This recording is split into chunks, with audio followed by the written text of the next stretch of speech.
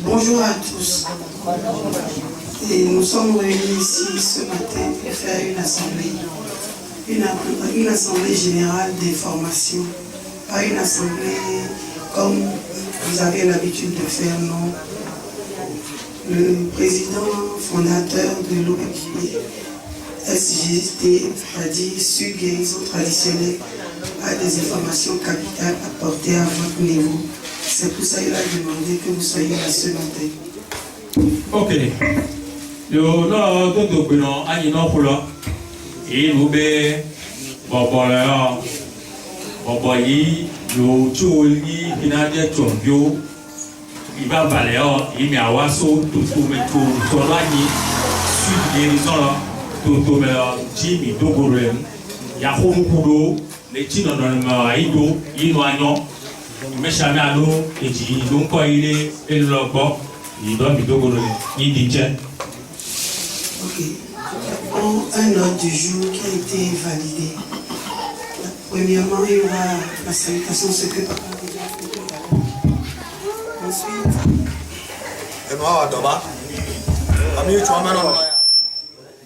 et nous pouvons te dire, les petits, la zone d'oignon, tu dis, la zone de nouveau nommé ordre du jour, ou l'ordi et on compte à la ligue de l'année de Rounogan. So donc il y a tous les mêmes il y a ensuite il y aura l'information en ce qui concerne l'ONG SGT qui existe déjà et qui a envie d'être modifiée sur le plan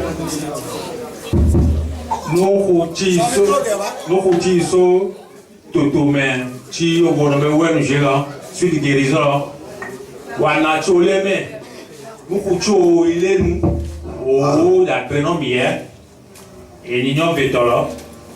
Ensuite, on va donner la parole à l'Assemblée. C'est-à-dire, s'il y a des gens dans l'Assemblée qui peuvent poser des questions sur ce genre de choses, on va leur donner la parole et on va leur répondre au fur et à mesure. Donc, non, mais c'est nous pour l'heure. Il y a des noms, il donne à bien sûr, parce que nous, madame, toi, là-bas, tu as même mis à l'autre, toi, Seigneur, tu m'as bien sûr. Non mais nous va dérailler à Baïfou. Nous Seigneur a gagné un dossier qui a besoin. Ok. À la fin, on aura les divers. Les divers, c'est des points clés sur lesquels nous allons débattre. En l'occurrence, le règlement qui régit l'ONG, les fonctionnalités, qui va des petites choses que chacun doit comprendre, savoir, doit demander. Et la médo. Et soyez nous voir il divers et il n'y a pas la vanille et c'est tout le plan et ouais je suis de guérison bétal et c'est tout le plan il y a pas solé et n'y a pas mais au moins tu vois dans les divers après. Merci à chacun de vous d'avoir tous répondu présent à l'invitation de notre divinité qui minutieusement passe par l'entremise de quelques membres parmi ses fidèles adeptes pour redresser ce qui est penché et mettre ce qui manque dans ce qui existait. C'est-à-dire que quoi? Vinadjacho est une divinité qui existe. Elle est venue s'installer parmi vous depuis presque 14-15 ans maintenant. Et sous l'inspiration de cette même divinité, Papa, Kofi, Antoine, Kessou, qui est le fondateur de cette ONG-là, a eu l'inspiration de se dire pourquoi ne pas mettre quelque chose en place, une institution en place qui permettrait de faire les choses officiellement pour nous faire connaître au-delà d'ailleurs, mais pourquoi pas du coup. Ok. Les nous pour la mer et le nom là nous met on a so il y a ton hockey tu es fort vodula il est vodula saint pour vodula saint les tiens les godoa et on entend pas pour pas les newa agbeji nko yi et va des soube les haya wa ka incenti njalo de la wa ka incenti me to le togo do changer chim ça non vodula l'homme est des so il sous when j'ai de la baba et patron foni l'homme est même autour de togo do agbeji chim saint vodula to. L'ONG est née il y a peut-être 3, 4, 5 ans, je ne sais pas, mais ce qui est sûr, elle existait déjà. Mais ce qui a été fait jusqu'à présent comme formalité au-delà d'Ayomi, il y a des petites corrections à apporter. Les adeptes d'ici savent qu'ils sont adeptes de Hinadjo, ils viennent tous les vendredis à la messe, il y a beaucoup de choses qui se passent, que ce soit en privé ou en groupe qu'on voit spectaculairement. Mais il y a des choses au niveau de l'État qui doivent être faites là. Parce que dès l'instant où il y a du monde comme ça qui se retrouve régulièrement quelque part, sans qu'on s'en rende compte, vous ne le saurez jamais, mais l'État envoie des gens parmi vous en civil pour vérifier ce que vous faites. Est-ce que ce n'est pas du blanchiment? Est-ce que ce n'est pas de la pédophilie? Il y a beaucoup de choses qui sont vérifiées à votre insu. Donc dès l'instant que c'est comme ça, déjà Dieu merci, il y a l'ONG qui existe. Maintenant, il faudra faire les choses dans les normes, dans les règles, selon les lois, les articles de loi que l'État impose. Pour que dès qu'il y aurait à quelque moment que ce soit des contrôles, que les choses soient très claires pour lui aussi. Ok. Et l'autre, nous connaissons, très au bout de la table, nous de colis et à Pachamigo, les dos sous son ouest, au web, il y a un ballot assez.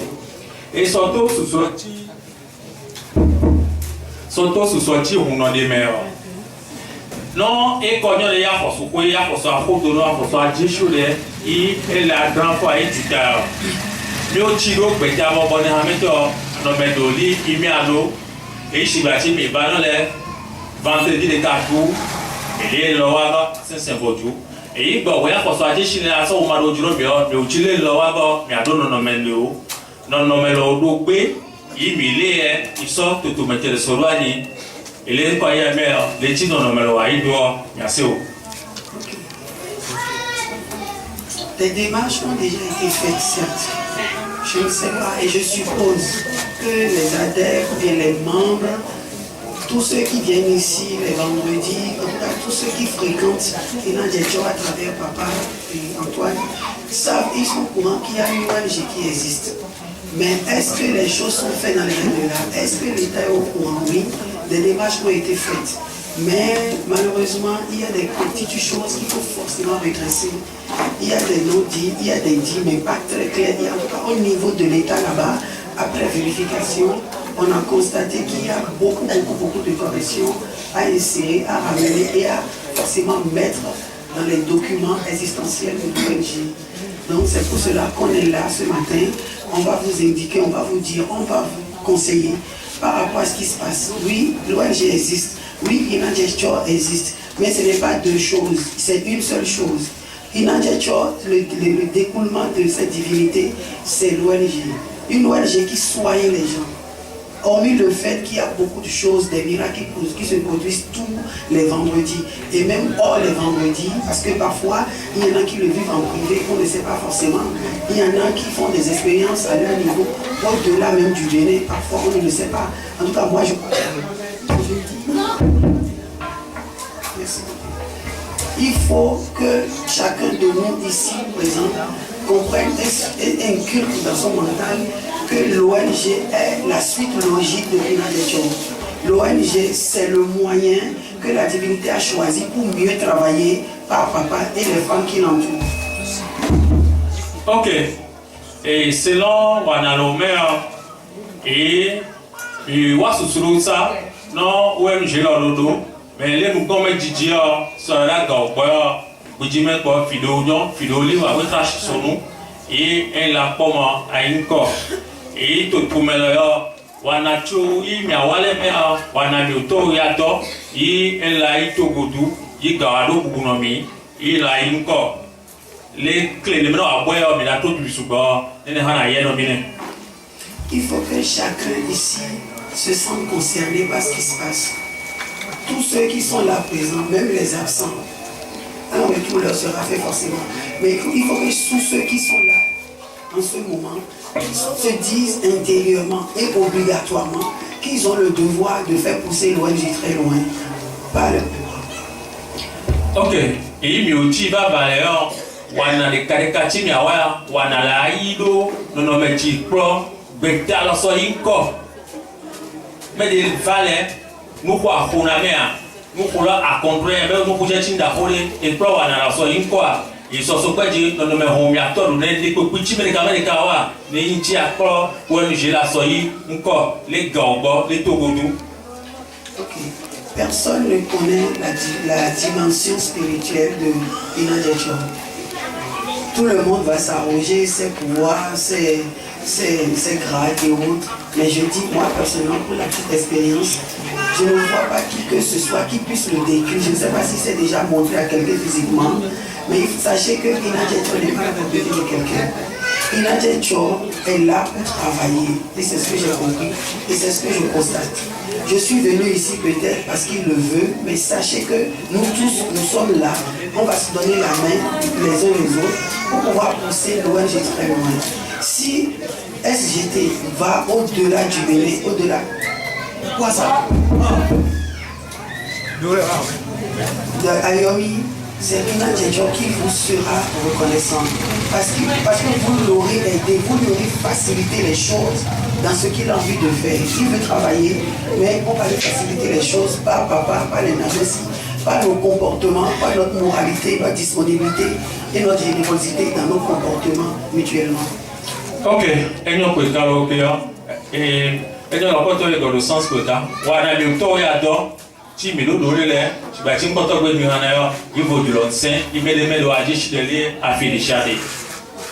nous avons corrigé les statuts et les règlements intérieurs que l'État a en sa possession en haut niveau. L'État a été informé officiellement. L'ONG existe dans le journal officiel. Ils ont reçu un récépissé du ministère de l'Intérieur. Donc ça veut dire que là où vous êtes à Ayomi ici, l'État est au courant de votre existence à travers l'ONG. L'État sait que tous les vendredis vous faites des choses pour procéder à des cérémonies spirituelles de guérison pour les malades, les patients qu'on vous ramène, les fous qui guérissent, les presque morts qui se réveillent et tout. Donc il faut que nous sachions à partir d'aujourd'hui, à partir de ce matin, samedi 17 février 2024, que nous devons changer nos comportements, nos langages, nos visions. Notre facilité à faire les choses va changer complètement. Parce que l'ONG, une ONG au niveau de l'État, ce n'est pas juste une institution comme ça au hasard social qui fait dans le social, non. C'est d'abord une représentation. Et dès l'instant où l'État vous donne l'agrément à travers les récépissés, vous avez obligation morale d'être correct, de faire des choses bien, au-delà d'Ayomi et dans Ayomi.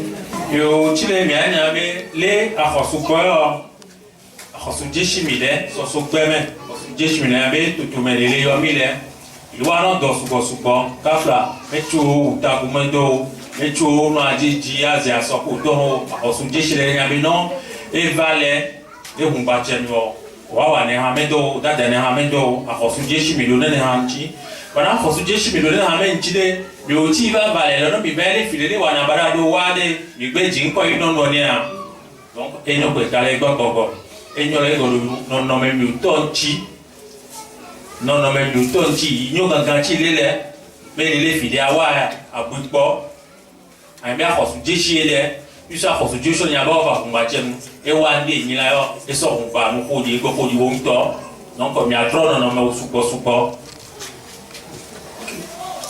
Aujourd'hui, l'ONG SGT se compose de 3 organes principaux. Nous avons l'Assemblée Générale Ordinaire des membres et adhérents. Ici, là où nous sommes au jour d'aujourd'hui, nous sommes l'Assemblée Générale des membres et adhérents. Donc, tous ceux qui inscrivent leur nom sur la liste aujourd'hui, indirectement, sont en train de s'engager à être membres et adhérents de l'ONG SGT. Et de ce fait, indirectement, participe à son évolution à tous les niveaux, que ce soit financièrement, matériellement, physiquement, socialement, moralement, à tous les niveaux. Ok. Et tout mais là, c'est un pachi à mettons. Il y a que tu vas valer. Finalement, tu es minier, vaut du la vie, et niveau du la 5 ans. Il n'y a pas d'état. Allez-y. Nous avons le conseil d'administration. C'est l'organe régulatrice, c'est-à-dire que c'est un nombre de personnes qui constituent les yeux, le regard de correction, le regard de vigilance, de rigueur sur tout ce qui se fait dans l'ONG. Enfin, nous avons le bureau exécutif, c'est l'organisation, les personnes qui entourent papa sur le plan, je dirais professionnel, parce que c'est eux qui travaillent. Si je dois prendre l'exemple du monsieur qui s'occupe par exemple de la logistique communicationnelle, s'il avait un assistant qui bossait avec lui, dès l'instant où il disparaît, l'assistant continue le même. Donc c'est un exemple que je donne, c'est-à-dire c'est le groupe des personnes qui organisent régulièrement les activités que papa fait. Papa, il est le président fondateur. On ne doit pas le voir courir à gauche à droite dans tous les sens, comme l'homme a tout fait, non. Il est président fondateur, donc normalement, il est la personne qui a le pouvoir discrétionnaire de prendre certaines décisions, qui fait valider ou amender par son environnement. Mais il doit avoir un bureau exécutif qui agit, qui fait beaucoup dans l'organisation, dans l'entretien, dans la propriété, dans tout ce qui est fonctionnement de l'ONG. Il y a un peu de l'eau qui n'a pas de et donc tu vois, on a non, on a les personnes qui constituent ces trois différents organes seront présentées à l'Assemblée, à tout le monde. Mais dans l'immédiat, on n'a pas encore une disponibilité à mettre au vu au su de tous. Mais avant de m'arrêter et de donner la parole à Papa, je voudrais que chacun ici présent commence par se dire intérieurement, l'ONG SGT, c'est pour moi et c'est pour nous tous. J'ai le devoir de la faire avancer, de le faire avancer un organisme, de le faire avancer fortement, obligatoirement. Ce que chacun pense qu'il peut mettre à disposition dans la caisse, parce que là maintenant, ce n'est plus une affaire de famille, c'est une affaire de tout le monde. Les formalités ont été faites, il faut que les gens soient convaincus de ça. Tout a été fait pour que ce soit l'État qui gère l'ONG à distance. Papa n'est que le bras armé de Kina Djetcho pour tout faire. Il faut que les gens comprennent ça comme ça. Ce n'est pas qu'il cotise et que papa met en poche et se nourrit comme ça avec sa famille. Non. Désormais, les documents ont été faits de manière à ce que tout le monde participe. Chaque mois, chaque membre doit donner sa cotisation. Chacun va fixer. Vous allez procéder à un vote et vous allez fixer le montant minimum que chacun va cotiser chaque mois en tant que membre adhérent de l'ONG. Ensuite, on verra. Le nom il à mettons petit métréa dans la baba, moi ça, n'est en même temps au famille, il a des choses. Il y a des logis, mais les cocoutiers, les filets, les sorbeta.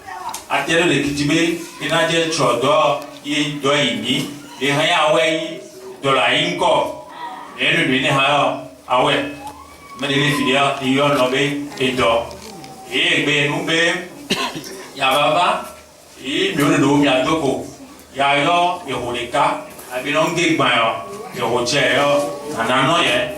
On met les mots ce soir, nous bé, et Royati Nanani, Munokoro, Hachek, Korobio, Soluko, et Roni, Nchawa, Yabesi, Yabe Korodi, et Rolabe, ou Anehamen, Ijabe John Tolo, Mohoke Petit Midrio, Nkoi, Wenugé, Tolo. Après.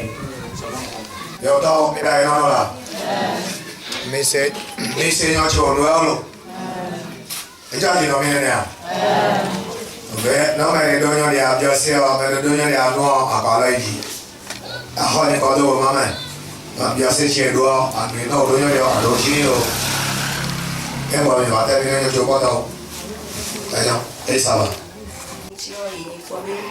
vậy Igbo iwa chan medo sokna edolo wawa no nkoyi edolo to no edola so yinko idotari onu mo ne ha nyocho mecho yo java chan so kuku dede me o ya te poke nga de so agomyo to no ngbe valebe mechenwa hanu de george no ndagbo wa edolo no ne na hangbe va numero inja video. Et elle invite ces derniers de ne pas tenir compte des antécédents. Donc je vois que ce n'est pas une question en train de se on va répondre d'abord. Et je voudrais rassurer que les dispositions sont prises. Tout ce qui a été fait auparavant, ce n'est pas pour tout effacer. On va prendre dans ce qui est bon et on va améliorer. Ce qui est mauvais, on va arranger.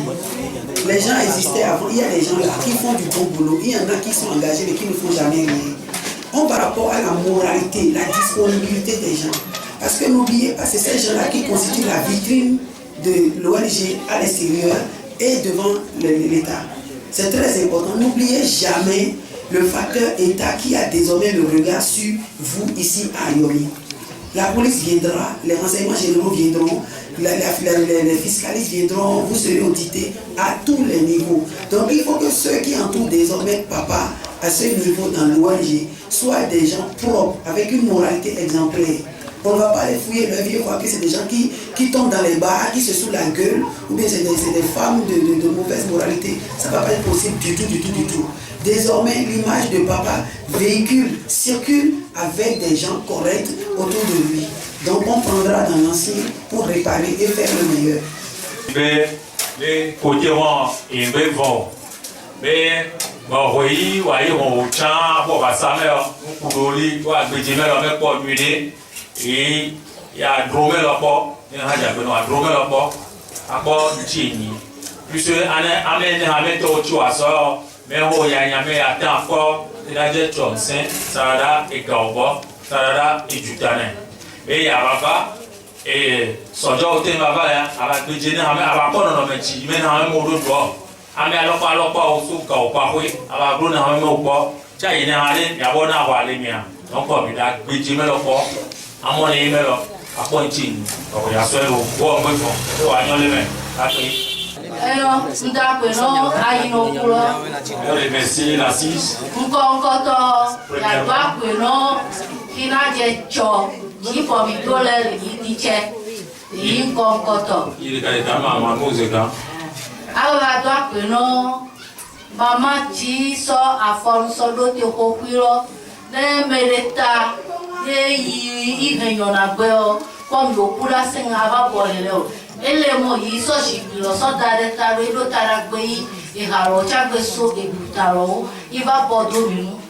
Le coucou de les mères, on est l'autre, on y a un pomo, et l'autre est trop, les aignés bonnets. Le Benyamo est trop, les lots plus bonnets, qui n'a été étudié comme. Mais si le tient, il y a tant de récupérer, il y a un roquin, il y a un pont pour y aller. Il y a un homme qui même il m'a fait des noms, mi counsouler et tobocame, les yomicame. Et il y a un noir, mi counsou, qui me talk, what you know, et binomi, voilà les binomi, which you. But you got your talk, $30.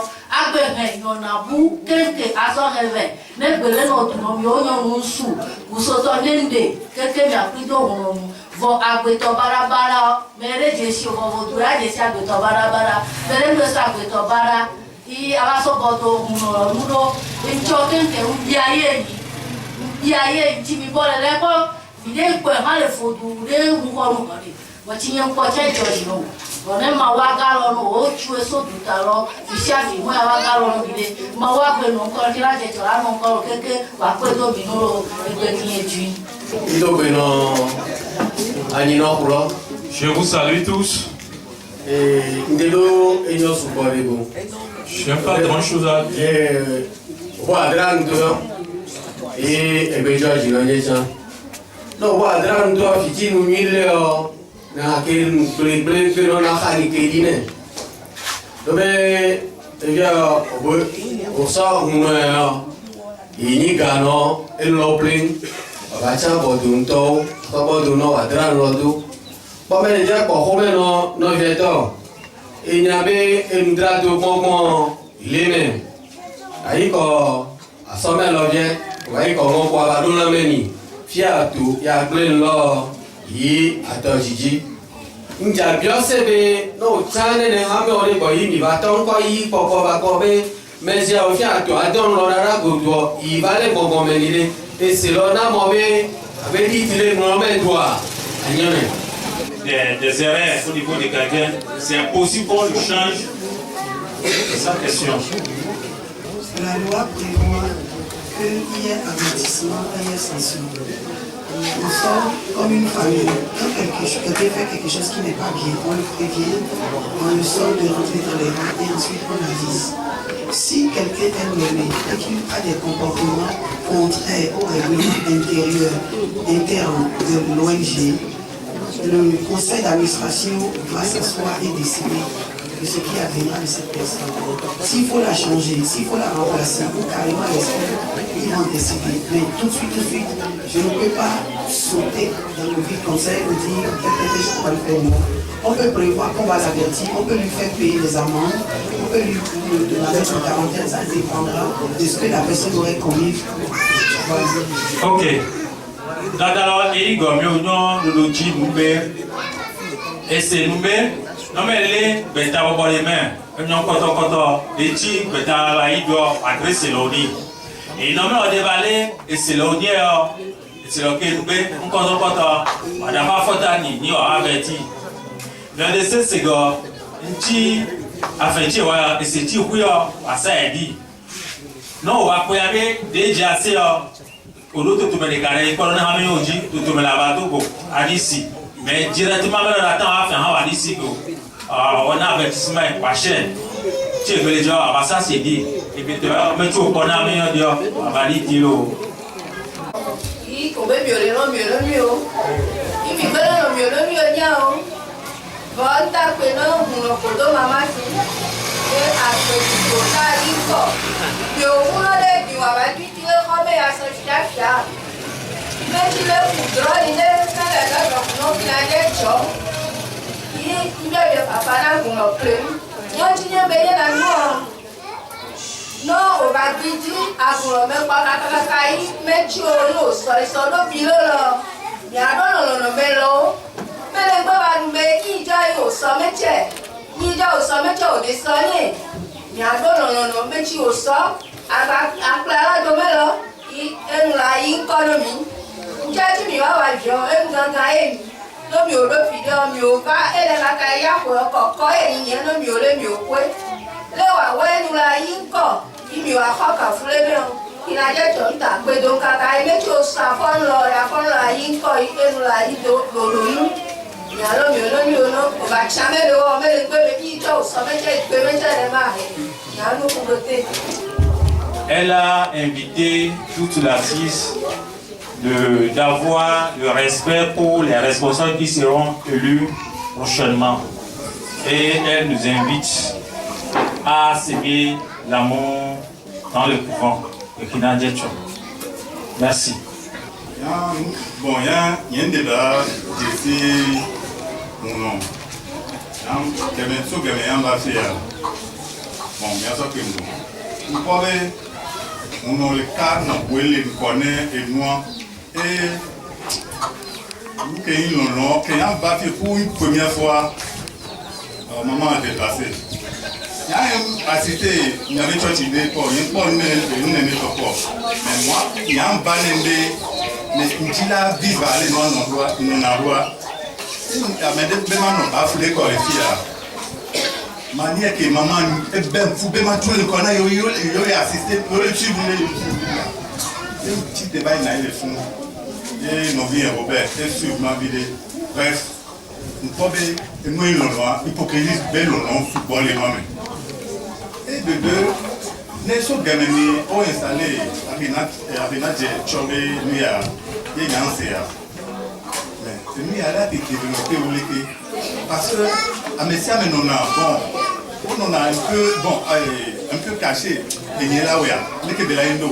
Bon, à Messia, au Dina, China, c'est mes Zindo, pour mes allo, mais là, donc il y a encore un frère qui a animé au Dina, les filles, à Modo, à Baloa, assise à la Koranawe.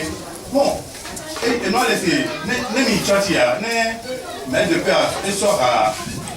Nous, il y a Coris au Pataponarana, mais mais j'ai vu que, bon, et nous avons d'autres quoi, genre hypocrisie. Il n'y a pas d'enfant sur le cas, c'est Baba, vous ne pas, il y a Baba qui ne pas.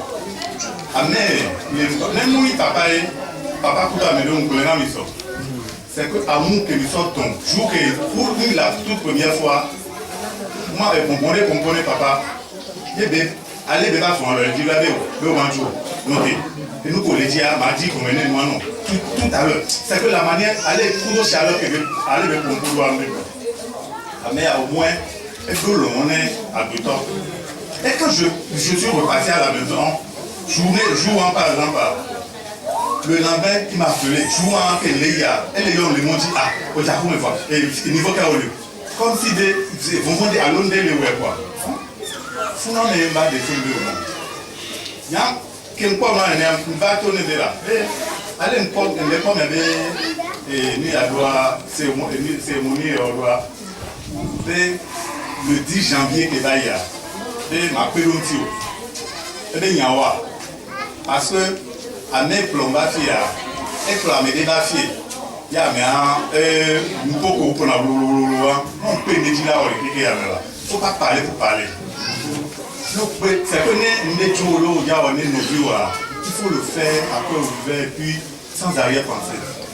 Il y a une bonne idée là. Le 10 janvier, il m'a suivi ici, il m'a assisté. Il y a une photo pour nos vidéos. Mais au moins, une toute première fois, il y a un nos souvenirs de filles. Et bien, il y a un roi. Allez, les pompons, il y a un roi. Que Azan le pouvoir, et moi j'ai acheté ces tentations de même d'écrire. Je m'appelle le lion. Et j'ai sollicité mon frère. Il a dit il n'y a pas de souci. Au même moment, je devais aller. Ndola et Woto, les Wita. Il y a un coup de mba, je dis équipe pour Dola Fond. Il y a un temps, c'est comme si mais bon.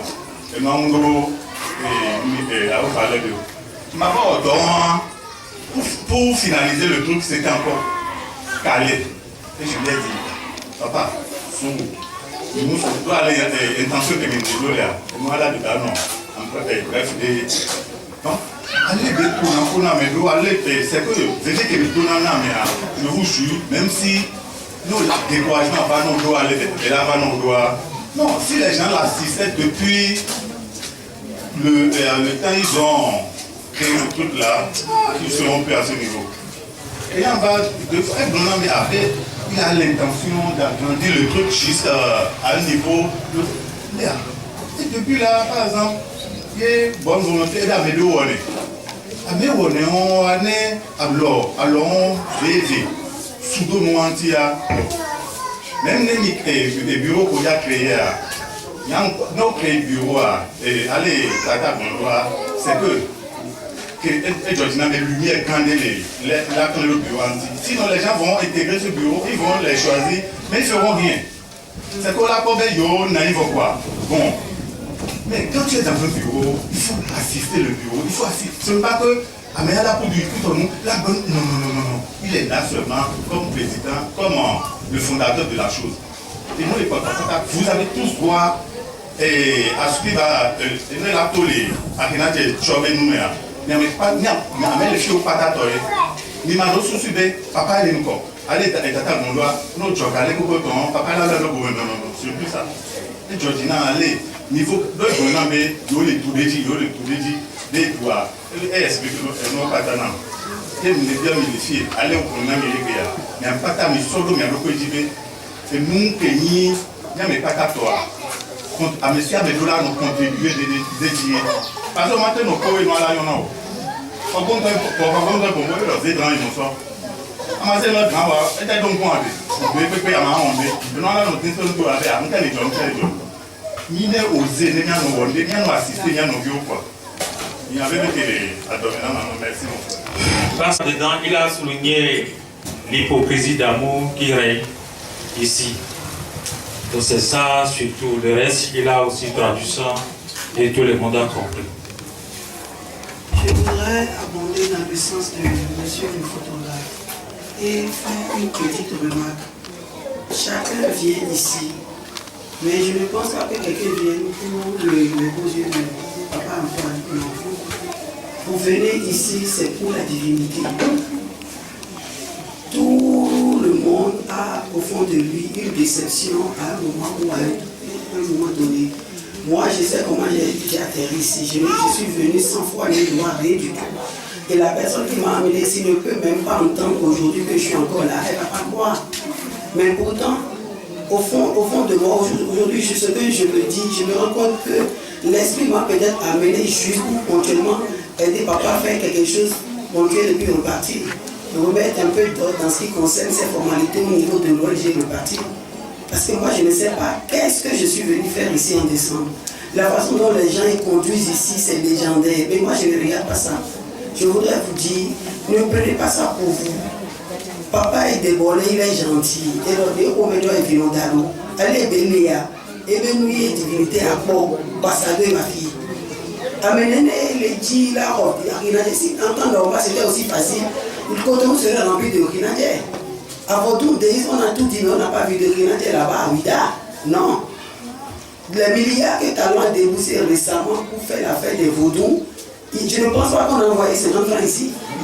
Je peux le dire même déjà avant de demander à papa, je ne crois pas. Parce qu'au cœur de ça, là, je sais de quoi je parle. Mais je dis ce que Grenadier Tchèque a fait au-delà de Ayomi, dans Cotonou, partout dans le monde, si on fait un brin d'effort pour se mettre les uns les autres à côté les uns des autres, les mettre les uns dans les autres là, je vous jure, ça va être fort. Parce que ce n'est pas une affaire d'argent. Non. Si c'est une affaire d'argent là, vous allez vous lever tous le matin, voilà, les valises remplies d'argent dans vos chambres. Il peut faire ça. Grenadier Tchèque est capable de faire ça, mais ce n'est pas ça. C'est soigner la détresse humaine. Parce qu'il a constaté que ça en est trop. On est arrivé à un niveau, les gens souffrent même et n'arrivent même pas à l'exprimer. Donc quand chacun vient ici, c'est pour déposer au pied de la divinité ses problèmes, ses détresses, ses soucis, que ce soit familiaux, que ce soit privés, personnels. Chacun vient ici avec son bagage sur la tête, dans le cœur. On vient pour la divinité, on vient pas pour se regarder les uns les autres. Il y en a qui viennent ici comme si c'était une télénovela, qui dit c'est un film. Non. À partir de maintenant, tout de suite, là, je me répète, samedi 17, là, que chacun ici se mette dans son crâne, dans son âme, dans son esprit. Je suis enfant de Grenadier Tchèque. Et dès l'instant que c'est comme ça, je suis adepte et membre. Et cela m'oblige et m'engage à tous les niveaux à assumer mes responsabilités, que ce soit matériellement, mes cotisations, la présence physique. Si quelqu'un ne peut pas venir, il n'y a pas de problème, mais il fait ce qu'il faut pour qu'on constate que la personne n'est pas là, mais l'essentiel a été fait. On va aider papa, mais de toutes les façons, pas forcément en venant s'asseoir et en remplissant le lieu, pas forcément. Et quand tu es à des deux, il y a dit, mais les deux, on va dire non, on a encore à chaque fois. Mais là, on va dire non, il dort. Des bébés, vous devez Grenadier Tchèque. Des roues, il y a des gens qui ont des gens qui ont des gens. Amoli est là, au Gatan, quand on va venir au port, et il faut que tu aies le domaine de la qui me va une autre Grenadier Tchèque. Non, mais on peut aider, il est dans ce pouvoir, mais il est fidèle à tout boulot. Pour du Grenadier Tchèque, Grenadier Tchèque, pour nous. Et nous, les gens, tout changement. Et il se Grenadier, nous ne mettons pas non, il bêtera encore. Ici, si vous avez un waloji, il vous a un waloji, il nous qu'est à y corps. Non, mais t'es clair, on doit y avoir la gueule à bas. Nous avons mis dans les soins quand ça casse au niveau de la. Nous avons touché les voisins, mais il y a peu on a les gars. Il y a tellement de haya. Voici on a les gens, nous avons les gens, mais oui, mais les gens, le diable là, mais ouais. Il y a un nom mais. Waouh, mais il y a son nom là. Ya soñola lea, un cuabe me mueve va que te pa mi pa, y niña mi uno choyo lo mamá polín, ¿abi? Che ma pa mi ve la cacao, e bebe che pa pa tu me la dole le wana che pa pa le a, e to china go che ko gusi okoro, amo wa le ale kula do aka wa ke, yo ale ba za fisere na be inde ka me ve nei, wale a wa to aka to le na no me o, ye ji je. Si mi tao mà lo đi số cả họ mà em bảo làm nhiều đồ gì vậy về, hồi đấy nó qua vào, anh nhỏ nhỏ nó còn, chỉ vì có, mẹ chú với bà tao gặp lại đồ đi, lúc với bà qua đồ nó bên trên là nó có con đồ mà, thì nó có, ra đồ đi đồ bố, thì chú bà tôi nó là đồ quậy mày họ, thì mọi người nhà gì, chỉ vì bà con đồ lại bay cho gì này đi, để mình bơm ta, ya nhỏ bà. Chỉ vì thế này mà cái này là cái tao mình làm nào, anh bên nào mình xây sẽ xí bó, ý mình sao xí bó mà qua nhà bên yêu mà này cả con luôn, qua mình thì đối nhau khu lao hoa này, cái chỗ con tao là khu nó khu cần cơ, hoặc khu cái gọi con xây như xí bó tao, mình sao mình lo buôn chi bởi mà vả luôn, ăn chơi đâu mình. Grenadier cho anh ito kudono sen na ya, ame sa mi tisi alo. Nda pene Bientôt, on confie en toi. D'accord, maman, dis bon. D'accord, miano qui va. Vous doit que préparer. Mais va payer l'eau, les va colombier un petit. Vous doit aller les deux couleurs bien, vous doit prendre les vannes. Avec toi, viens aider ma maison. Vous doit couronner. Vous doit que maman va n'ami. Vous doit que maman bouba n'ami. Mon ami vient encore, donc c'est pourquoi nous voulons dire à nous. Wa là que nous soutient. Et nous les Colombiens, nous vient nous veiller encore. Et finalement, donner un support. Il a des baromètres, c'est l'amour. Une maison d'une divinité digne du nom. Quand on parle de Kina de Tchok, d'abord c'est l'amour qui prime. C'est ce que moi j'ai compris. C'est-à-dire, les gens c'est comme le lion. Les gens les par exemple, les gens qui ont une maman, tous les gens qui ont une maman, Georgina Mo. Remarque qu'il y a un support les filles, c'est une vérité. Et il y a John Yamé. Il y a Noah, il y a encore. Il y a un soutien, il y a encore, ce n'est pas bien. Donc, les filles, mais il y a des choses qui sont les fous. Parce que les gens qui font les filles, ils ont dit un support. Il y a un homme qui a un support. Mon homme qui a un support. N'importe qui a des vidéos, il y a un bébé, il y a un bébé. N'importe qui a des filles, il y a un bébé. Donc, il y a un point, vos doigts, et donc, il y a un bébé. Bah ouais, vous avez problème avec bah que l'on a quoi avec Tina. Tu dois bien là, tu veux parler, tu veux bien attendre. Mais on met bien le coup les vouloirs, c'est très important. Et pour on met les 12 ça va plus de 25 ans. Voilà pas gagner des cas pour la cibler. Ma ou néné. C'est vrai oui ma oui, pas qui voit ni pas kodo du koyolo. Voir et ton y béni. Même pas comme y a chance on a ciblé non y et non y ni. Ya quoi néné. Mais je ne vais pas faire les problèmes, il y a encore un signe avec les supports. Moi j'adore Kina de Tchok. Kina de Tchok, c'est une divinité pour moi, je ne sais pas. Parce que j'ai fait le tour du monde. Mais j'ai encore une divinité qui n'existe peut-être, qui n'existe même plus. Donc, il y a tort, c'est vrai. Elle a conseillé souvent. C'est que. Mais elle a dit, il y a eu mon bas, mais elle a connu ton nez. Elle a dit, là, connu ton nez. Donc, elle a sorti le mien, il y a non. Mouillon. Il y a un tombé. Donc, avec ça, il y a eu mon bas, mais tout le monde doit être bon pour nous. C'est vrai parce que c'est le pape, c'est notre pape. Tout le monde veut être son enfant, tout le monde veut être son enfant proche. Mais comme ça embrouille la maison. Parce qu'il a seulement 2 oreilles. 2 oreilles, il ne peut pas entendre peut-être pour 150 personnes, non.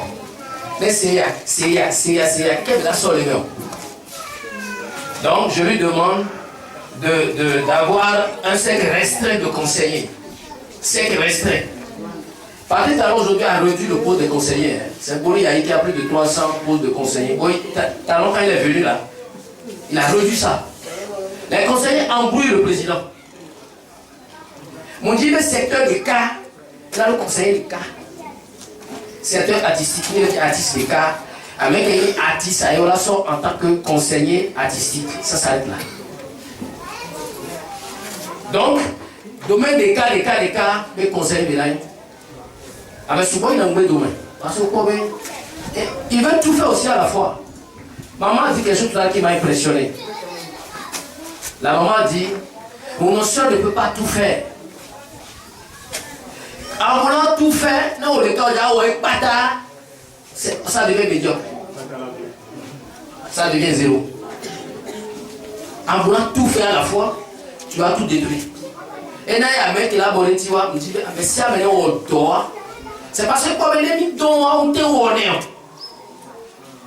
même dans un thé ou il est allé non pas de filles. Accueil, n'a pas de fille, avec elle a accueilli, on a installé tout ça. Des vieux les dents, par exemple, c'est une dame qui est venue avec son bébé, par exemple, l'enfant dort. Il faut prendre l'enfant et aller déposer quelque part. On a installé tout ça ici. Tout ce que la maman dit là, c'est pas du nouveau. Hein. On a tout installé, mais seulement on ne veut pas faire. Je suis content qu'on a remarqué la médisance, vous avez dit non. la jalousie. Mais c'est pas bien. Une maison d'une divinité digne, comme il a des gens là. On ne doit pas parler de jalousie. Donc, bientôt, les working, les sages là, les working, ça ne marche jamais. Dieu merci que les mamans sont venues parce que je connais que on connaît que la mère de Jésus, mais on ne connaît pas son père. C'est vrai, la Bible a parlé de Joseph.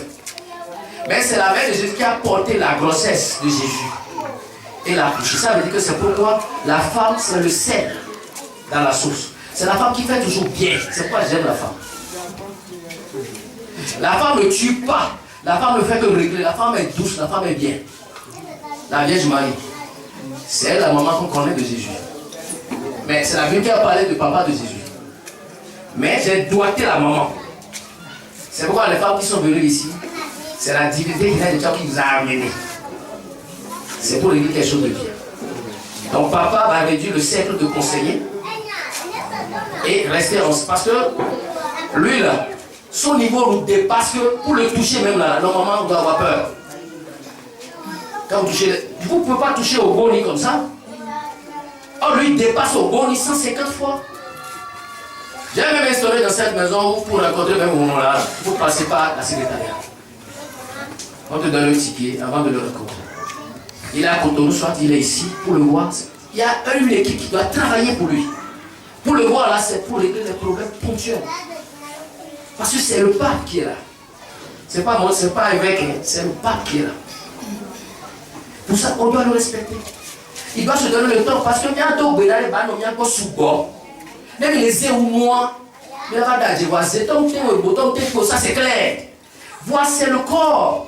C'est l'énergie. Quand il déploie trop d'énergie, mais il va se fatiguer. C'est pourquoi je suis d'accord pour l'ordre du jour d'aujourd'hui. Où maman dit, il faut un staff pour travailler pour la maison. C'est très important. C'est juste un conseil que j'ai à vous donner. Mais Babi Dio, même pour vous, Baraf, mais c'est Babi Dio, d'accord. Mais moi, je suis un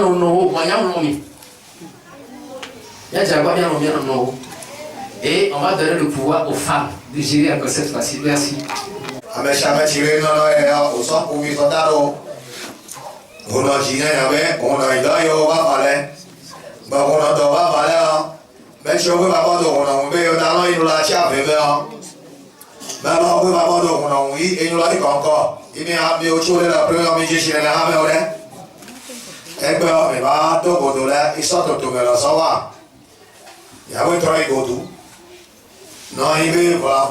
mais divers mais déjà deux on a les deux les corps divers les crèmes non il y a des quoi divers les mais ouais non mais pas pour l'eau et même si on y a solo on a pas là non va y a pas pour l'eau il faut il y a c'est avec mais tu vois y et d'aller tout mais là non que non y là va de y quoi il y a pas les ça il y a l'eau les va l'eau va y ban sai ni mon dieu Fiji là toi à va y quoi y ou quand est là il va y aller depuis quoi toi aller et tu vas bien et non bien à quoi non bien ça il a rien ça ah non on doit voir dans mes coups et là mes coups nous là va y ah il y a des pardon ben ni si par les mises à dos ni machin au jour à temps corobi il me prend à temps corobi que acheter de mieux là aussi si me donne non que n'a pas que non mais ça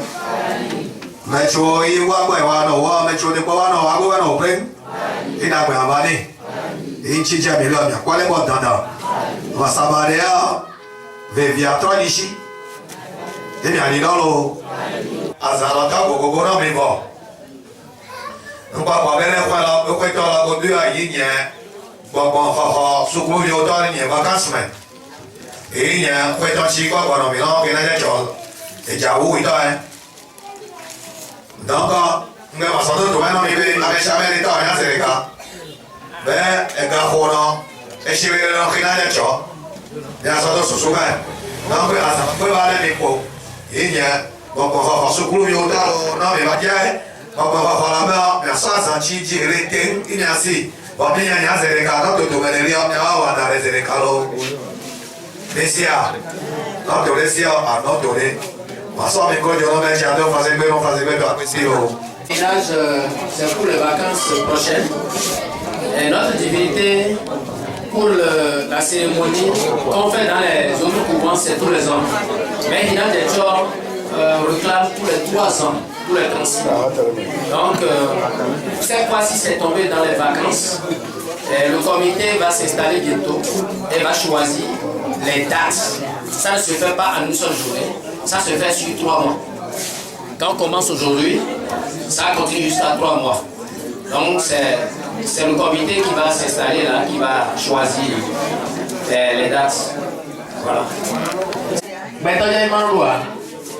Donc, mais donc voilà. Donc il y a des problèmes, merci beaucoup. Bonsoir, Fo. Bonsoir. Les Mifondo. Et bien, Dira bien, monsieur, nous sommes Domitia, nous sommes Domitia. Merci beaucoup. Il y a un Beluga Kofi Benadé. Et il y a le président administratif qui n'a de choix. Divinité qui n'a de choix. Et un ami de fille. Divinité qui n'a de choix, un ami de fille. Mais il a trop toiletté Tessa. Parce que ONG est trop épais. Parce que vous doit avoir et donc il y a qui t'a entendu. Donc il t'a entendu le conduire. Il y a un bébé assez bien. Et donc on va fier. Et donc on va. Donc on va plus pour la belle. Vous avez envoyé nous pour belayer. Il y a un vaco à nous donner. Avant nous donner. Il y a trop organisé à quoi même. Mais batros sont ONG. ONG on nous. Pour mes pauvres agbiamé, il n'y a pas un test parfait. Il faut toujours toiletter les tests. Il y a trop nettoyer les tests avec nous qui nous les mettons en aller. Il y a ça d'arriver. Nous qui les mettons en il y a trop de tout les mains. Et nous avons l'Assemblée générale. Mais ONG qui n'a des choses. Les Ayomi, je précise bien. Ayomi Zondi, c'est ça. Les nouveaux propos à mes amis, les Anglais. Mais souvent, on peut dire le nom de les radios. Oui, en tant que président, c'est normal. Mais quand les gens vont faire, ils doivent faire et donc, si tu as affiché à vie, nous gagnons même, nous quittons, nous coupons, nous affiché à vie, toi ça va te dire. Voilà, nous avons presque 13 millions de affichés. Vous n'avez pas fait, vous devez avoir votre nom. L'on qui a donné, vous devez vivre. On est dans les cas, vous donnez les cas, mais vivez dans le monde. Mais ça, nous va faire maintenant. Vous devez, on va faire peut-être la Boga. On va faire la politique, non, c'est pas ça. Il y a des gens qui vont faire la Boga. Parce que, et bon, là, c'est le roi. Vous devez que les Bénin, Afrique, le monde à mes patins. Donc, il y a un yambo, on est, nous vivons pas à la Kouamé. Vous voyez, tant qu'on est loin à nous. Avec qui est remarqué, avec qui va pour la ça c'est vrai. Parce que nous allons chercher de la quoi, mais nous allons tout ça là. Les pour nous voulons vivre que là-bas c'est comme.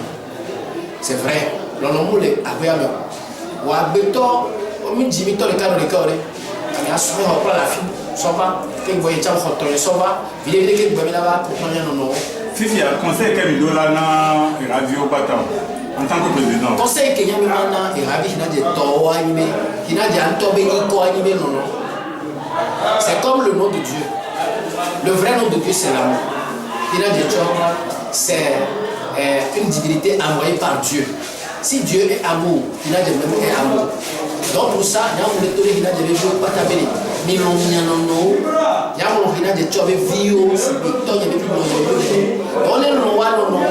Les gens qui vous donnent dit non, parce que d'abord le vrai nom de Dieu c'est l'amour. Le vrai nom de Hinadje c'est l'amour. Donc qui n'aime pas qui n'a pas l'amour en lui, Hinadje n'est pas en lui. Donc c'est comme ça. Merci bien. Elle a tiré avec quelqu'un. Moulé donc Bénin, il y a un mec qui est là, il y a un journaliste, caméraman, et photographe on va fier. Les qui va fier doit, nous voyons même d'accord, il y avait vieux néné. Hinadje tu la promission qui me sauva. Quand nous dit que nous va vous tout là de même besoin. Amen. À cet homme témo et bon témo. Essentiel est là-bas. Merci beaucoup. On m'appelle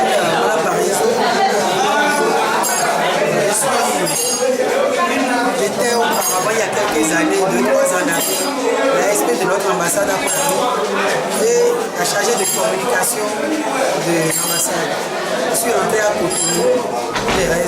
familiale, politique et administrative. Bref, tout le papier. J'ai découvert Inadja fortuitement par des amis, des voisins. Et au jour d'aujourd'hui, je peux dire que l'esprit m'a fait venir ici à lui pour travailler pour lui. C'est tel que ça s'est passé, c'est assez extraordinaire. Je ne vais pas raconter ça ici. Mais je veux seulement que les gens sachent qu'aujourd'hui, officiellement, l'ONG Sud Guérison Traditionnelle, qui est un démembrement de Finadja va démarrer ses activités sur le plan administratif, sur le plan physique, sur le plan moral et surtout sur le plan social. Ils font déjà beaucoup de choses depuis plus de 10 ans, 14 ans pratiquement, 15 ans. Mais maintenant ça va être officiel et ça va rentrer dans des dimensions internationales, nationales et tout le reste. Le conseil à l'endroit des sujets de Aréna de Tchon. Voilà, je voudrais leur demander de poser leurs égos, que chacun mette son égo de côté, d'aller chercher au fond de lui l'humilité que Dieu nous a donnée depuis la création, que chacun cherche au fond de lui la gentillesse, la disponibilité, la tolérance, surtout la tolérance, de s'accepter mutuellement et de mettre l'esprit au milieu, au cœur de sa vie. Si chacun fait ça, le reste va se déclencher naturellement. Personne n'est méchant volontairement, mais il faut que chacun ici dépose le minimum d'ego, de colère et de se dire je travaille pour Finadja, je ne travaille pas pour papa Antoine Kofi, je ne travaille pas pour lui, je travaille pour Finadja qui fait tout déjà gratuitement parce que personne ne le paye. Personne ne peut le payer d'ailleurs pour ce qu'il fait. Et quand c'est comme ça, tout va et puis ça va aller beaucoup mieux. Merci beaucoup, madame.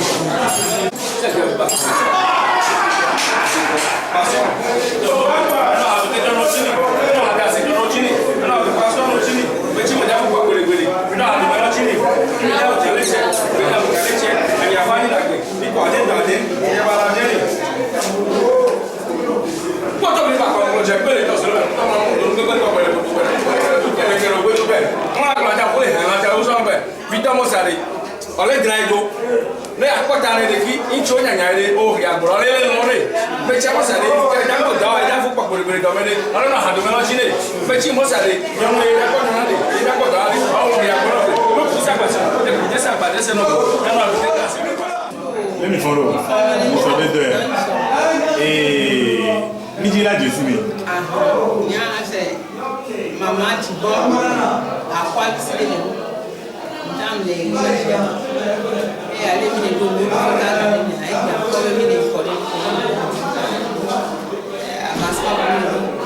merci beaucoup pour participer à votre manifestation.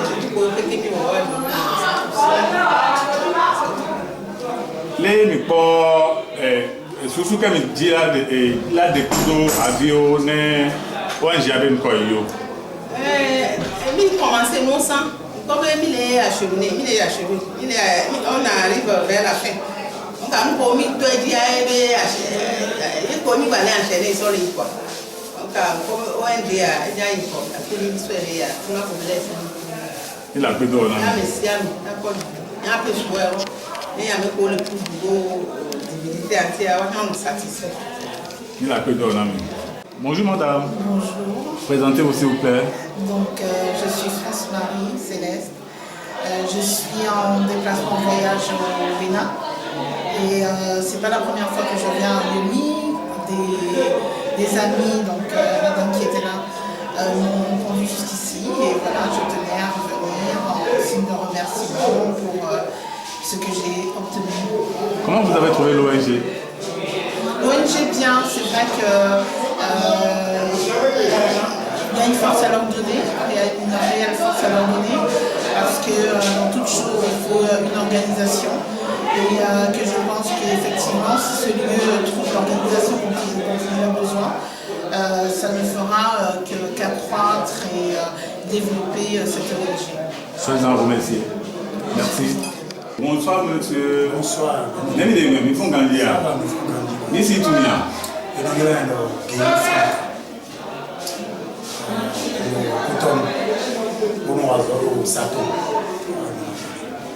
Et ni mon bureau ONG si Bevileme.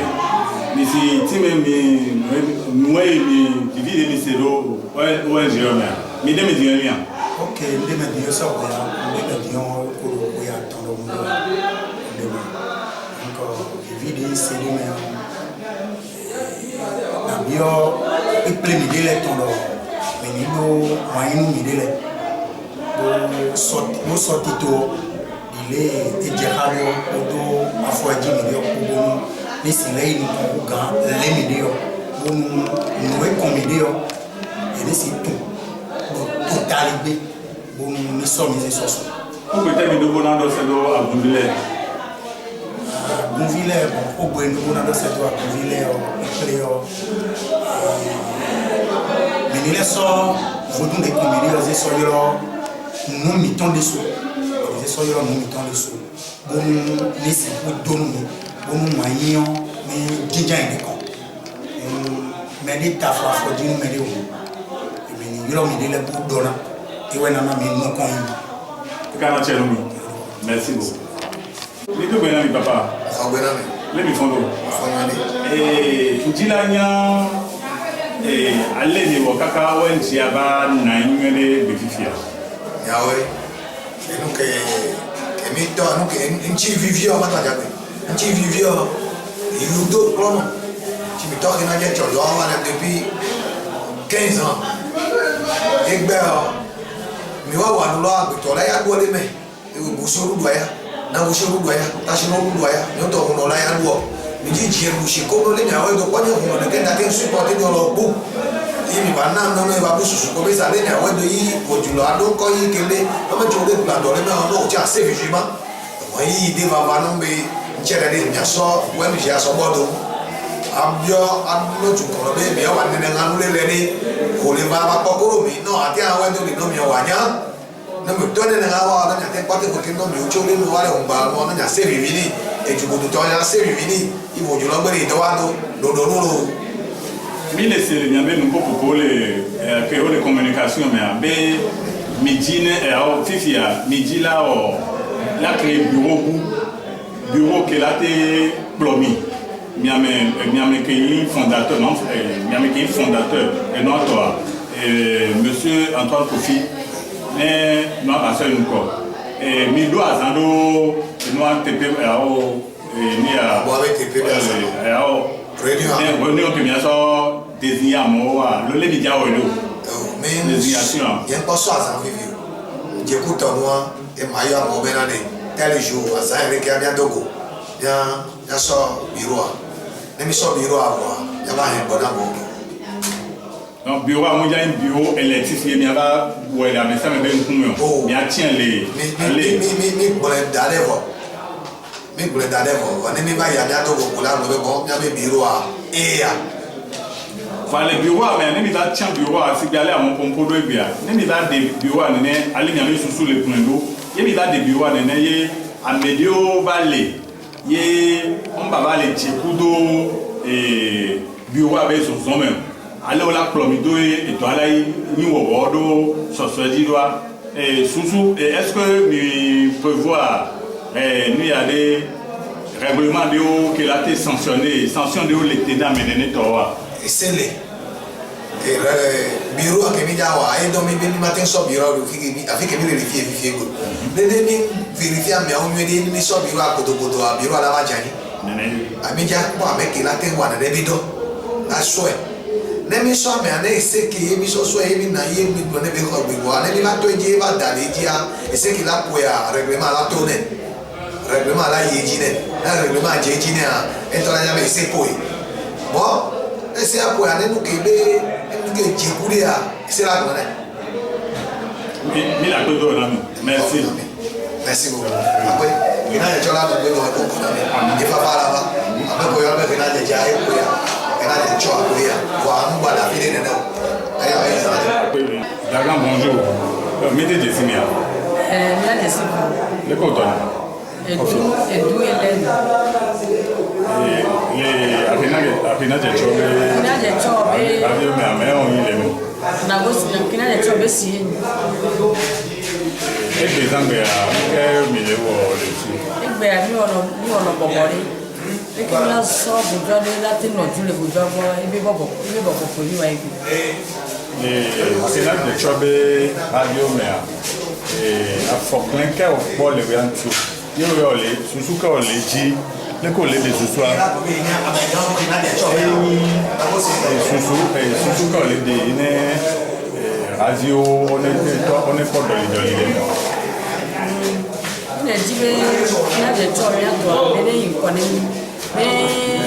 mi ko le fi ya ne ba ji ta ne mi sia me pata la no ko ne mi le ji vous appelez Benamolo Ataja Léo mité Jessimia yo no me gosta les akina de chobe o me o yin le akina de chobe o enyi na goshi nkotono fojulo leke ebe a da so akina de chobe bobode na yin nke ntimi ba na yin go egbe ti mi ba ne no mi ba dogodo krecho ngbanu egbe me o mi dogodo jibe lechi fojulo le do wa no mi do anayi ko yi awe ni so wo chere fojulo chi yen vale o ye ekonye gan ifojulo son so de nkotoro edore de vara ka ye gro wa ni po gberego ne edore va no edore kuchan ye be a khodo che gan epo ni gan puro ne be da se an ko gan odagbo ko me ko dore ko yi akugo na be o pa ko dore gbo ko yi vane fojulo wa nu kunu suboto fifia conseil que ojila na papla que ojila na kofi papla que ojila na akina je chobe radio que va na church alefio ne o akina ONG abate inuko kofi papa ti nye jibe na ngbanufiro njibe soto ukure me nkotoro ekonyinyi gagantoro no enyi kono kinaje cho ile gboko kome ile konyi ni o ajuriri da san so ya kucho npo gbere kodo na ele gbo isoji tozo daroji odale vojo wale fide na so abia chimba kina cho gbare de gbe nyonungu aso agbe ni no do ano ho ga ko le gbo fira gbe so na we valo na e wa no ta san po gigi no kina je cho na ele gbo afa me vi ala me vi o ebiere zamo atono ye kedo atono iye mbio so agun viro gbo be orenyi eko orele onuno mi ale mi no do godu awa no vi no ha to ha ha me o na edo ntete ga wani o na wani e ti apo dedele ha ha lo me mi la pe do non c'est bon merci mité Jessimia ajagbe tobe ayobo leo gusuto ngino kina jecho egbe ya nke ko mi bado egbe toto me anje ayami ya ko nkukuro mi yiji mi fadugbe Dans le jine ONG Avizio que mi na yin be mi pan nouveau départ dans le jine ONG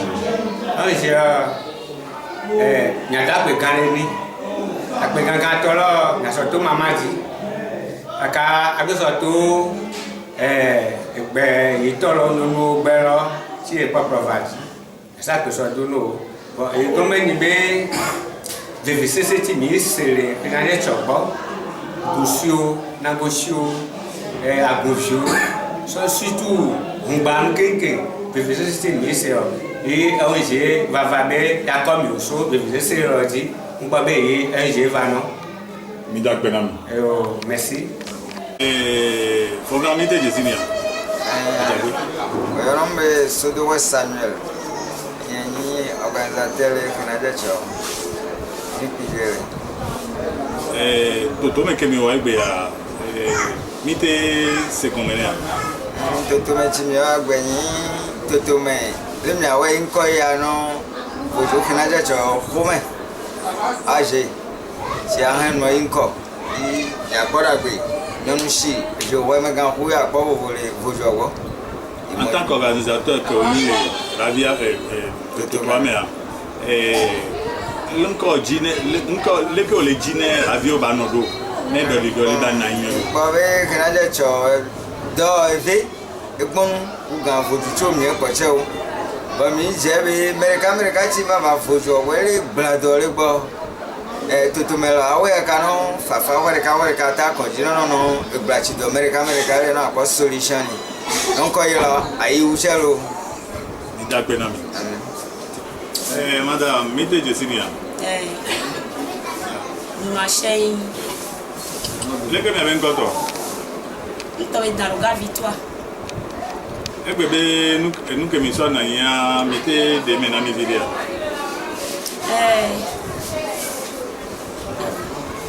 Il a yacho. Doyo. Il a yacho doji. Imile. Vo. Et non, votre là. Il est allé na trido. Et nous y ni pepe. Et les miens mi toji chao. Et nous ni mi le di vivi. O mi denya be. Et nous y atteint. Ba keketa ka khobonwa. Oyi to semeo. Ye ko ka ibe no nya be no ko ka ga ba ho rei. E me ti adra e un bando e to ya do me ba. Onyo no mi to e ga ko nya o. E to to no to ba mi to ko. Papa ga oji la na apena je chobe agbegbe o. No kina je cho agunvi lo yo. To mu sese e ni gangan lo. Mo no mede asia wedoji. Mo ku dano mi ameka ka dano mi. E no no fi enu ino ko. Do le me yi ho eli e kaka de lemi meto manu de lemi o yali pe angale de ka aiko ni da pe na mite Jessinia jagbe enye yo yan be sogbe Antoine enye secrétaire koto no ku no to su Kofi Antoine elegbo ayo Kofi lo ayo be nyini enolo no jenyi egbebe toto me kemi wa nite yan no e be yan to me chuwa gbere edra kinaje chokwedo edra nshan de edra humban lodo nchi me afechi mi wa gba sa ore mi reconnaître atoro kini gbedra atoro do imere popule fideni ya nya bisa ha so so gbejire nlo kenken plinye e kochile lo meke mi ato yi kino kinaje kwere anya popo ya so kinaje humban lode aso yinko no huno kofire akpovovo no mi ocho le me o kekemplede mi ocha mi akpovovo mi ocho so fi bi wa gata mi akpovovo yi nlo akeketa le kinaje cho yi kome le mi ocha o chi me mi ocho so na o bare le mi oyi kome mi bi agbeji no huno kofi e bi agbeji no mi onto e bi agbeji no ohun lo kekemple nchi ngbe bi o ngban lo soso kele u ganu plin olilo onono nyalo mi uno shibelichi le maubesa no onto sigbe no vio nene maubesa no ode ki sigbe no vio hane nyalo mi ode ki o ela chena mi ami ajero arejebe hamasi gante gbere arejero arejebe hamasi gante gbere o peji etan pezano pepe rogan ino vedo arejero arejebe hamasi gante gbere oke ajebe hamasi gante gbere o peji etan pezano pepe rogan ino vedo egele mere votan e ganyin fotan gbóyin fọre bọ̀tò yín ló pọ̀ ànájọ́dọ̀ tòwe náà gbọ́ gbé ẹ̀ wẹ́wẹ́ mílẹ̀ wẹ́ ìhùlẹ̀ náà yìí ìwé dọ́nà pọ́n hùn yọ.